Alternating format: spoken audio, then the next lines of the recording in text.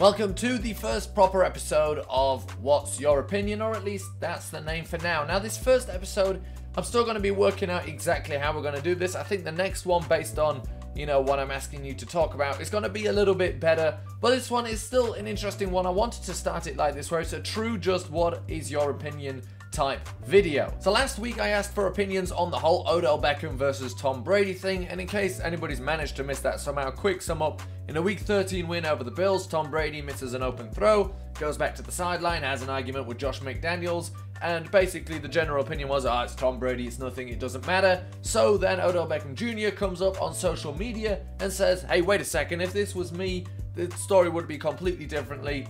There's differential treatment here, there's a double standard, and he's the victim of it. So here's my take. I didn't have any excuses for Beckham when he did what he did last year, when he had those outbursts. I wasn't one that said, it's just passion. I did think, okay, probably shouldn't be doing that, but still, that doesn't mean that I don't think players can mature, that I still look at him with the same opinion. But my first thought was immediately, alright, it is Tom Brady. And it's not the fact that Tom Brady has won 5 Super Bowls or that Tom Brady has been in the league for a long year.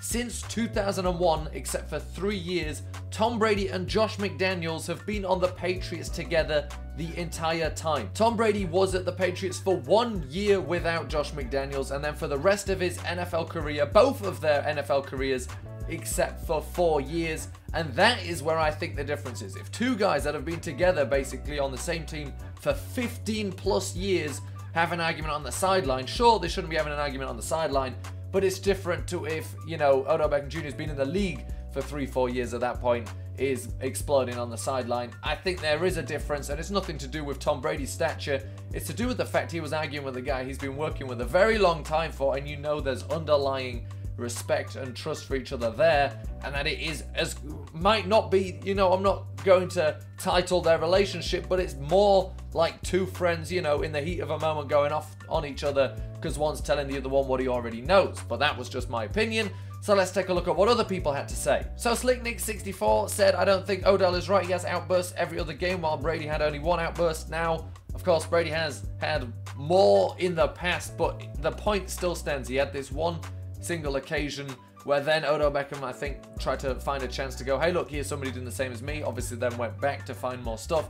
But that's not a reputation Tom Brady has, and it's not a reputation he has for a reason. And that exact same feeling is what Stickman Jim said. He said the difference between Odell and Brady is that this doesn't happen all the time with Brady.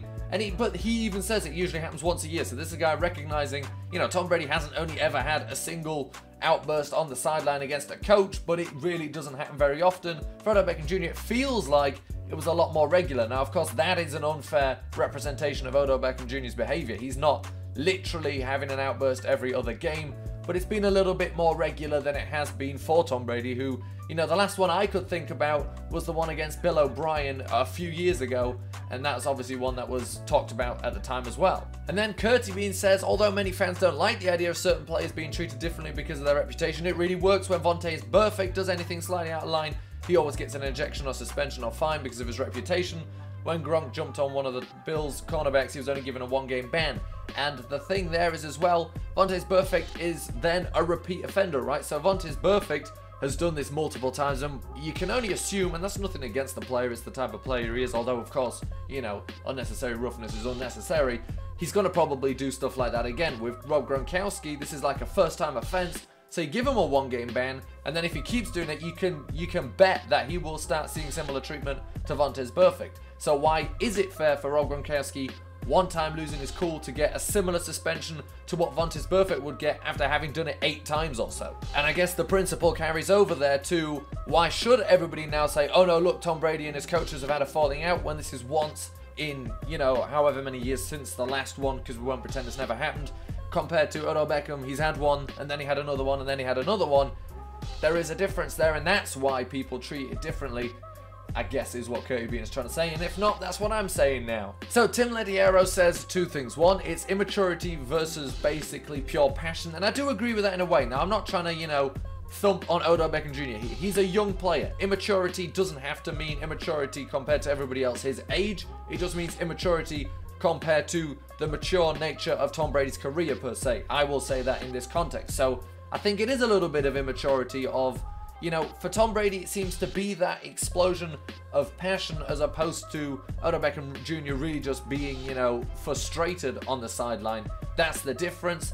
And, you know, what I like most about what Tim said was, I hate both of these guys, but I can at least respect Brady being a good football player. The thing is, he hates both, sees the difference, and I think that's why I wanted to include this one as well, because you got to respect a guy who says he hates both players, but, you know, still sees a difference in the two. And then we've got a long one here from Paragon of Tendencies, but what I liked is something he said in the middle. He says, my guess is had Odell had such an outburst directed at coach, he wouldn't have been able to get over it right away. That is what he is saying the difference, and we have seen that. Odell Beckham against Josh Norman. We saw Josh Norman get in his head, and it affects Odell Beckham's game. Tom Brady had an outburst on the sideline, but he's over it. I think that is a big difference. So take away the fact that they've had outbursts. What are the effects of those outbursts? What we've seen up to this point, it looks like Odell Beckham lets that get in his head for the rest of the game. Tom Brady may have, you know, a 20-second shouting match with his coach, and then, you know, he's back into game mode and he's ready to play again. And I think that is an important difference as well. Forget the fact that they're both, you know, having outbursts. One of the players seems to be able to move on from it very quickly. The other one, you know, that's in his head for the rest of the game. And Josh Norman, you know, has exploited that and said exactly that's what he was trying to exploit. Then we've got our final comment, and this one from Wilfred Fizzlebang, and I like his final line. And his legacy will be like Terrell Owens, i.e. will never win a ring. Now, take away the ring thing, I think, you know, current rate, his legacy can be like Terrell Owens in the fact that Terrell Owens was a passionate player. You know, his excessive celebrations, all those things, that's down to passion for the sport. That is down to passion for being the kind of player he was. And that's, you know, that is a similar style to Odell Beckham. Now, again, Randy Moss, also a similar kind of player in that game. It is no, you know, comment on ability, but it is the style of player, and you would never put a guy like Tom Brady in that category of Terrell Owens, Randy Moss, guys who have passion for the sport, who are very good at it, but they express it in different ways. They express it in slightly more extravagant ways, and is it arrogance that gets attached to them? Maybe, but I do like that comparison. And then, of course, there were people that did support the fact it's a double standard, and in some ways it is a double standard on a very basic level. And as Evelyn Campter says, everyone should be angry when they mess up. It shows the competitor inside of them. That is, you know, and it's supported by Cortland Cox as well. As you know, I don't think either one is really in the wrong.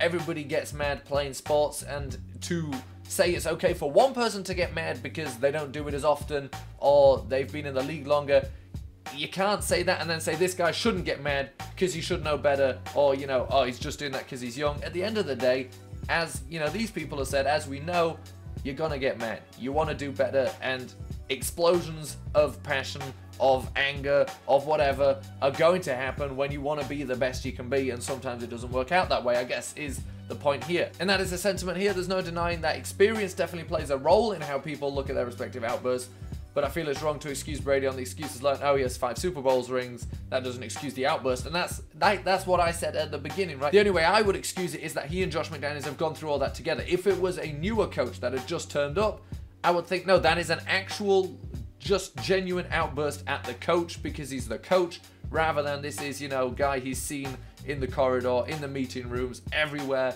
for the last 15 years or so. Well, not the last 15 years. Little 3-year break in there when Josh McDaniels went to the Broncos and Rams. But outside of those 3 years, he's seen him pretty much his entire NFL career except for his first year in the league. So it's different there. It's not the 5 Super Bowl rings, that's for sure. If that's all it was, I don't think you could excuse it. And here are the best ones, and this is basically the point, isn't it? Henry Allen says, definitely a double standard. No one should be allowed to do it, full stop, right? So it's a double standard because one's being excused and one isn't, when really nobody should be having an outburst in front of the cameras on the sideline. They've got medical tents now. Get in a medical tent, shout at your coach, get out, and no one sees it. And that, of course, is a joke, but William Delaney, the last one on this point, says, I don't think anyone should have outbursts towards the coach. They're grown men. They get paid millions of dollars to play a game. They have to be mature. The least you owe the organization paying you a lot of money. You know, the NFL that houses these organizations allows you to play the game and be paid millions of dollars. The least you owe them is to just act maturely. You wouldn't get a job at Enterprise Rent-A-Car if you're screaming at your manager every 20 seconds and then, you know, doing the rest of your job normally. They'd fire you. You've got to, you know, show some level of maturity as a sign of respect to your employer, if nothing else. you represent the brand. Now I would go as far to say that most people seem to agree that it comes down to how long you've been around. Now some people said, yeah, he's been around longer, but you know, still doesn't mean it should be there, but people recognize that ends up being the core argument. Now the overall feeling, however, I got most people just seem to be, let's be honest, shouldn't do it. And it ends there. So we have now solved that. Everybody else, you know, don't ever talk about it again. We're already, you know, 1, if not 2 weeks late on this anyway, but don't worry.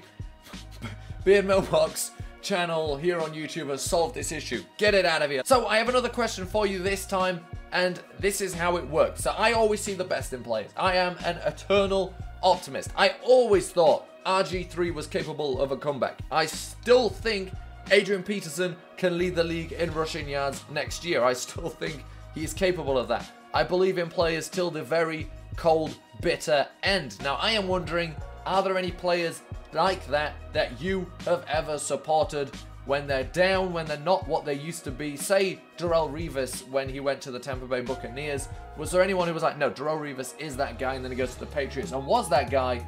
Or was there any situations like me where you go, no, RG3, come on, he had that rookie season. Put him in the right system where it's not as much about running anymore because of his injuries, and he could be good again, and it just never worked out and they fall out of the league. I want to know those stories. Is there a guy you've always held the flag for and he let you down, or is there one you held the flag for and he came back and proved you right? So please let me know about any stories like that in the comments, and I look forward to the next episode, hopefully an even better episode of What's Your Opinion? That's the name for now.